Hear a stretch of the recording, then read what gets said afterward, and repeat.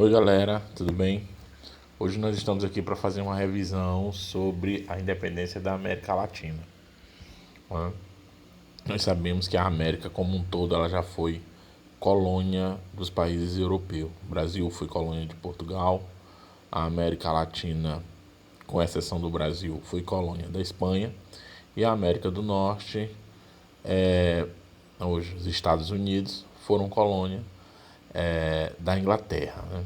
E esse processo ele se deu por séculos, mas até que houve o movimento de emancipação, de independência desses países, né? Hoje nós vamos focar na independência da América Latina, né? Professor, quais são os países que fazem parte da América Latina, né? É simples, é só você perceber quais são os países aqui na América que falam espanhol, né?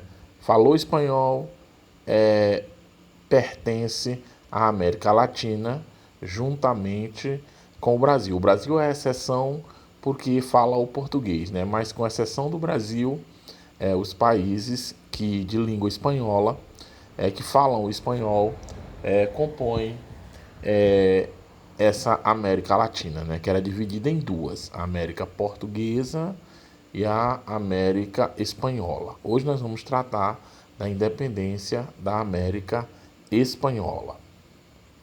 Mas antes nós vamos ver um vídeo, né, para trazer um conhecimento mais profundo de como se deu esse processo de independência, de emancipação da América Latina. Vamos ver o vídeo.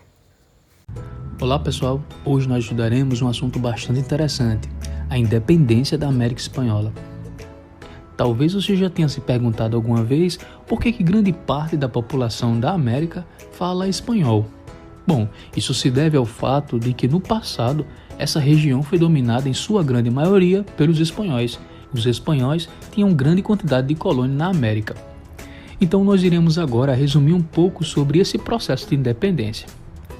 Primeiramente, nós precisamos entender os dois principais motivos que levaram esse processo de independência adiante.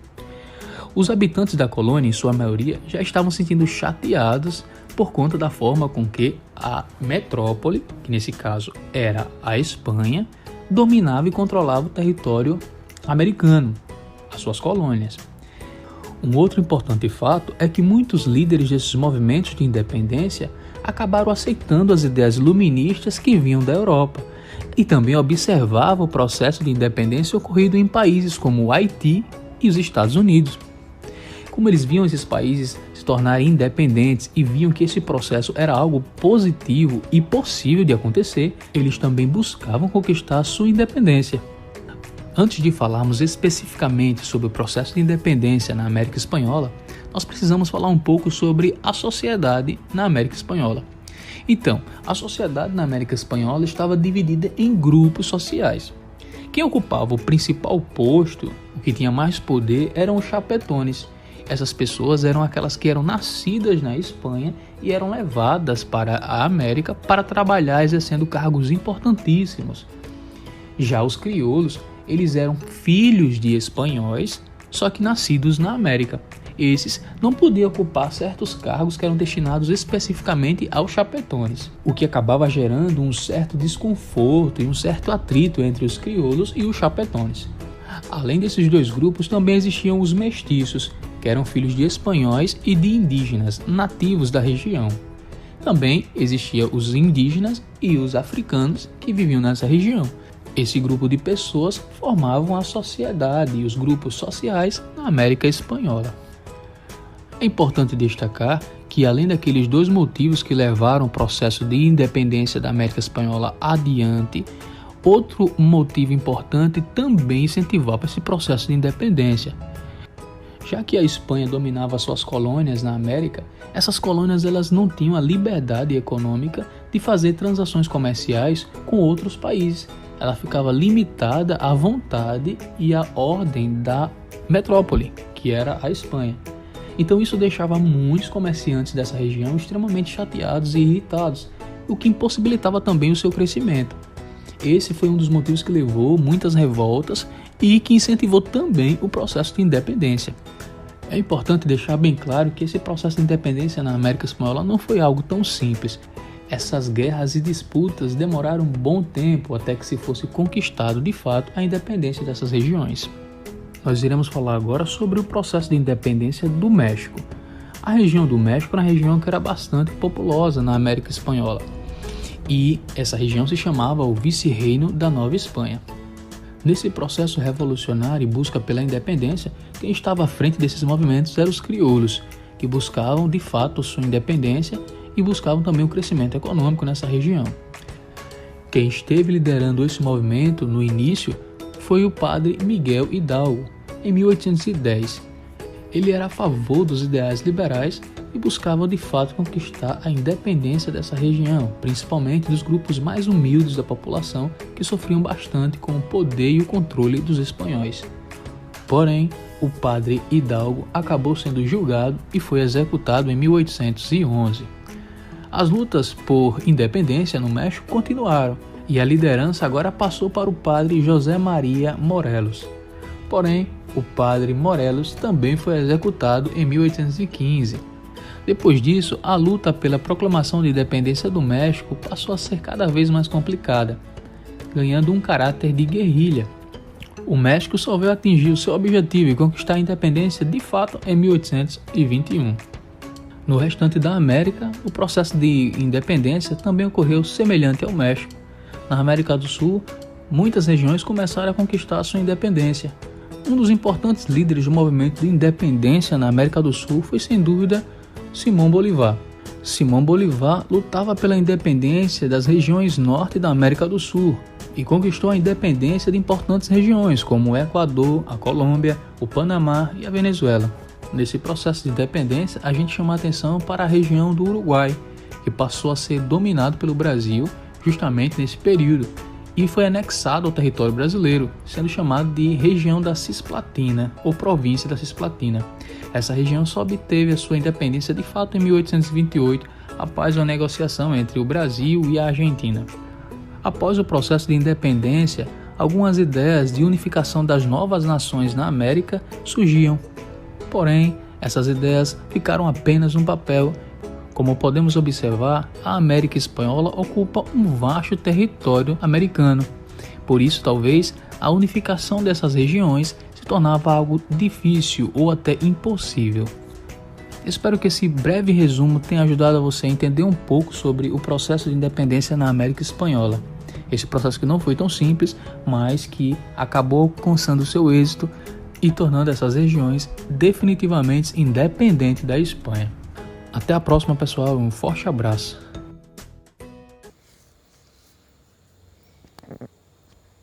Ok, gente, tá aí o vídeo, trouxe muitas informações. Agora nós vamos trabalhar da seguinte forma, nós vamos trabalhar com questões. A primeira questão diz o seguinte: a maior parte dos países que hoje integram a América Latina foram, durante seu passado colonial, submetidos a que país europeu? E aqui do lado você tem, para auxiliar, um mapa, né? Esses países que estão aqui relacionados no mapa foram colônia de qual nação europeia? Letra A, Portugal. Letra B, Espanha. Letra C, França. Letra D, Holanda. Essa é fácil, né, galera? Todo mundo sabe que a América Espanhola recebe esse nome porque foi colônia da nação europeia chamada Espanha. Segunda questão. Os processos de independência da América Espanhola aconteceram ao longo de qual século? Século XVI, século XX, século XIX, século XVIII. Nós vimos no vídeo que o processo tem início em 1823, 1824, por ali assim começa o processo de independência. Então a gente vai colocar o que aqui? Século XIX. Muito bem. Vou dar uma dica a vocês. Antes de vocês verem eu responder a questão, pausa o vídeo um pouquinho. Você mesmo tenta responder a questão. Depois que viu o vídeo, tenta responder a questão para ver como é que você está, como está o seu conhecimento. Depois você continua vendo o vídeo para ver se acertou ou não. Terceira questão. No campo das ideias, é correto afirmar que o movimento europeu que mais influenciou os processos emancipatórios americanos foi? Ou seja, ele está perguntando o seguinte: uma revolução, um processo de independência, ele não começa à toa. É preciso uma construção histórica para que as pessoas se conscientizem da sua condição e que promovam a mudança. Então, ele está perguntando: qual foi o movimento que influenciou as pessoas a lutarem pela sua liberdade? Foi o Renascimento? Não. A Revolução Científica? Não. A Reforma Religiosa? Também não. Letra D, o Iluminismo. Nós já estudamos o Iluminismo e nós vimos que uma das principais ideias defendidas pelo Iluminismo é a liberdade, né? A liberdade de pensamento, liberdade de expressão, liberdade política, né? Então, esse movimento iluminista influenciou muitos movimentos pelo mundo, inclusive o movimento que libertou a América espanhola. Próxima questão.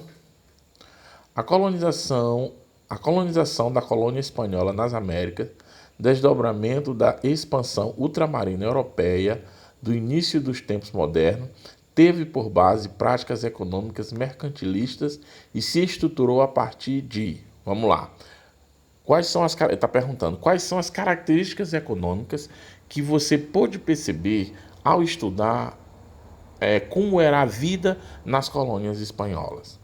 Do liberalismo e do trabalho assalariado? Não, gente, nós sabemos que do liberalismo sim, mas do trabalho assalariado não. O trabalho que vigorou na América, assim como na América espanhola, como na América portuguesa, foi o trabalho escravo. Do regime de monopólio e trabalho compulsório? Olha, essa alternativa ela tá bem promissora, né? Mas vamos analisar outra. Do pacto colonial, sim, e da mão de obra livre? Não, a gente já sabe qual foi a mão de obra, não foi a livre. No exclusivo metropolitano e na mão de obra dos colonizadores europeus, os europeus trouxeram trabalhadores da Europa para cá, para o Brasil e para a América Latina como um todo? Não, gente. Bem aqui, letra B. Resposta correta, letra B. Do regime de monopólio. Professor, eu não sei o que é um monopólio. Era o seguinte: havia alguns produtos aqui na América, vou citar o exemplo do Brasil. Várias mercadorias aqui no Brasil, o ouro, os diamantes e muitas coisas, elas podiam ser negociadas. Mas existiam alguns produtos que somente a coroa portuguesa poderia comercializar. Esse é o monopólio. Professor, cite um exemplo que só a coroa portuguesa poderia negociar. Mercadoria que só a coroa portuguesa poderia negociar. O pau-brasil. O pau-brasil, ele era um monopólio da coroa portuguesa, certo? Então, o regime que vigorou aqui na América foi esse tipo de monopólio, certos produtos que só os reis poderiam negociar, né? E o trabalho compulsório. Professor, o que é o trabalho compulsório? É aquilo que você conhece como escravidão.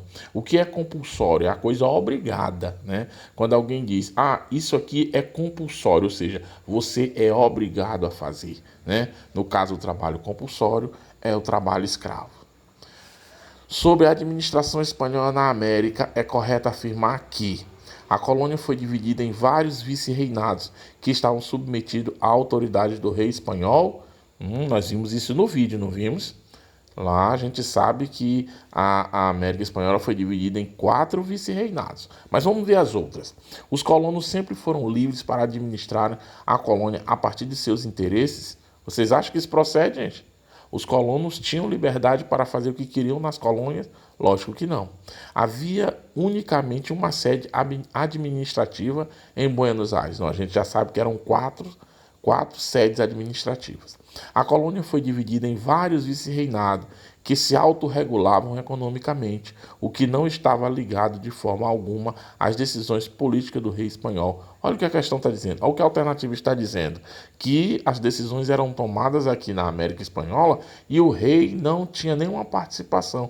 Claro que está errado, gente. Vamos ficar aqui com a letra A. Ó. A colônia foi dividida em vários vice-reinados que estavam submetidos à autoridade do rei espanhol. Mais uma, a sociedade colonial que se estabeleceu na América Espanhola tinha uma rígida divisão entre seus diversos grupos sociais. A elite dessa sociedade era formada por chapetones e crioulos, mestiços, indígenas, negros. No vídeo ficou bem claro, né? Havia os chapetones e havia os crioulos. Os chapetones eram os espanhóis que vinham aqui para a América. Esses eram os detentores de todo o poder, e havia os crioulos, né, que eram espanhóis, mas nascidos aqui na América. Esses eles tinham certos privilégios, mas eles não podiam assumir qualquer cargo administrativo, não. Havia uma restrição, mas esses dois grupos é que formavam realmente a elite da sociedade da colônia espanhola, chapetones e crioulos. O sistema de plantation foi amplamente utilizado na América Espanhola. Suas principais características são, ou seja, o que é a plantation, né? É um sistema que foi implantado para gerar lucro à coroa portuguesa e à coroa espanhola. Como se caracteriza essa forma de colonização? Vamos lá. Pequena propriedade e mão de obra livre? Gente, pequena propriedade não. Mão de obra livre também não.